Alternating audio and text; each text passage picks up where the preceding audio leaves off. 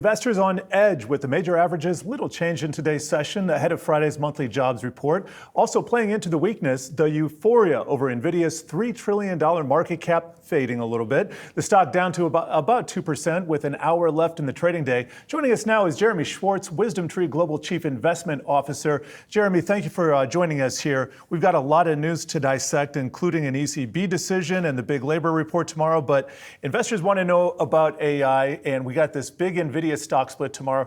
Let's just tackle that first. What are your thoughts here?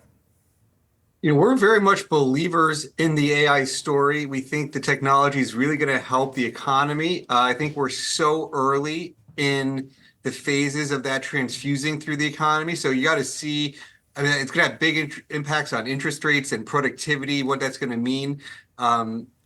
So we're believers. Now, the question is Nvidia going to be the only winner is the real question. They've been for sure the best winner as all these big companies make investments in the chips, and they are for sure critical today, as you keep talking about.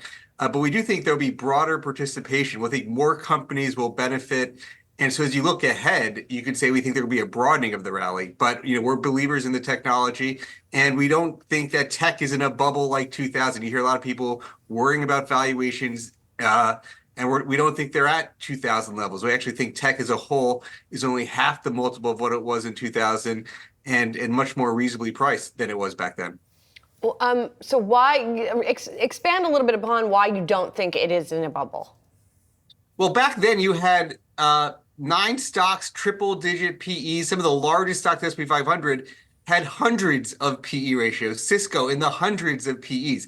Nvidia is expensive, but it's still around 40 times next year earnings. So it would be considerably higher at that sort of Cisco in 2000 type levels. Now, so the S&P as a whole, the S&P tech sector was well in the 60s.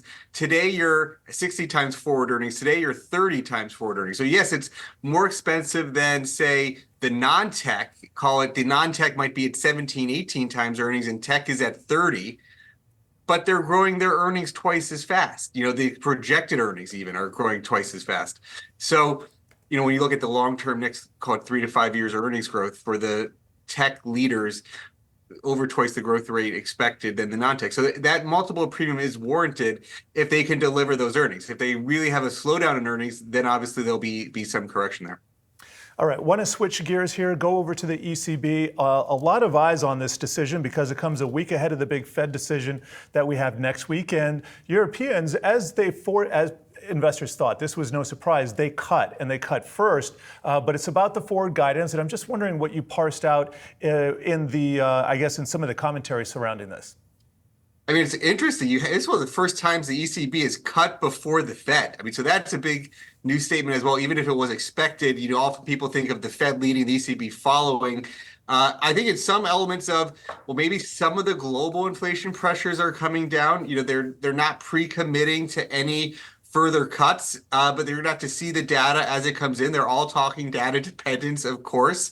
But it actually comes back to this whole role. We think what the implications, you have interest rates are implications, but currencies are implications. I wonder about the euro.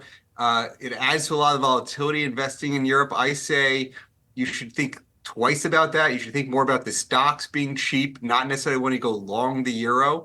And the sort of cutting of rates, I think, is another part of that. Sort of Fed staying tighter than the ECB in some ways is supportive for that. But just why bet on the euro? The stocks are cheap. What's the expected return from the euro?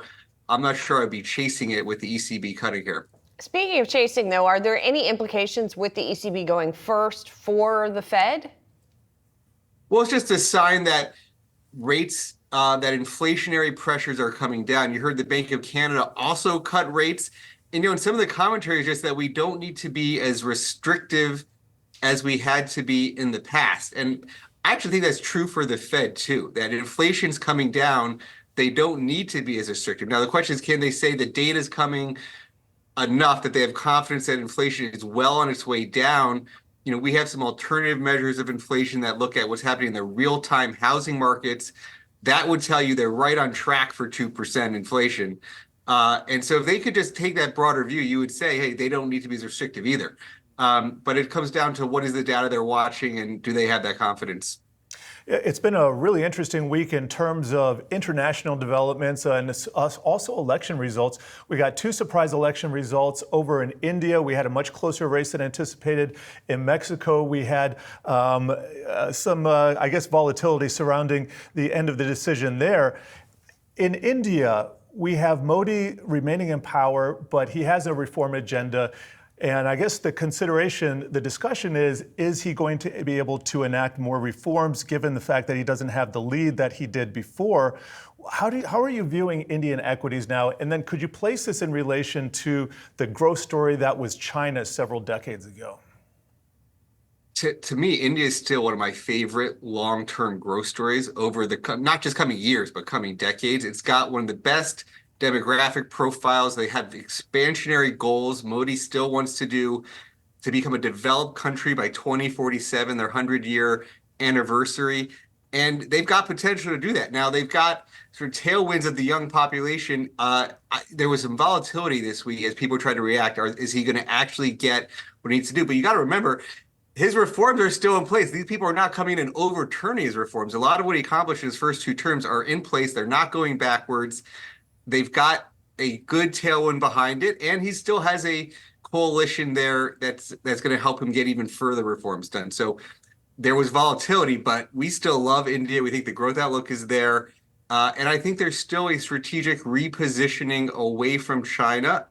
People have been trying to time the bottom of the Chinese, you could call it despair, as from their economic doldrums, and then the markets have really been under pressure the last three years.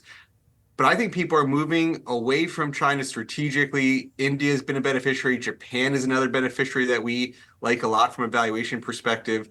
And I don't see any of that changing. And Jeremy, to close us out, let's take it back here to the U.S. I mean, you talked at the top a little bit about the AI trade and growth stocks generally, but how are you sort of thinking about U.S. equities right now and how much more upside they might have given the economic backdrop and the backdrop for the Fed? You know, the S&P 500 is around 21 times earnings. That's a 5% earnings yield. You could add 2 to 3% inflation on top of that to get 7 to 8% as your outlook over the longer term. I mean, there's certainly pockets that are well below that 21 times. You could look at small caps at like 12 to 13 times when you look at them the way we do with profits or dividends as part of the screen. But they've been really needing the rate cuts. You know, until you really see rates coming down, it's been tough for small caps who are more reliant on bank lending and sort of that they're paying the higher cost of the Fed. So I think there's some opportunity. I said, look beyond just Nvidia as the only beneficiary. We think that broader participation would include things like the small caps. But, you know, the overall is at a reasonable price. You know, the long-term bond, the TIPS yields are only 2%. So you still get a nice equity premium for stocks versus bonds. But you can say, hey, look for some of these other opportunities when the Fed starts cutting. Jeremy, good to see you. Thanks a lot for joining us. Thank you so much.